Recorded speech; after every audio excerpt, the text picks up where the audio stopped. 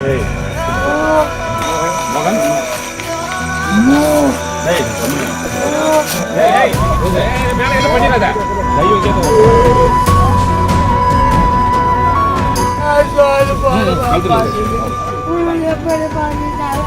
கட்டிய மனைவியை கொடூரமாக கொலை செய்த கணவர், உடலை பார்த்து பார்த்து கதறிய மகன்.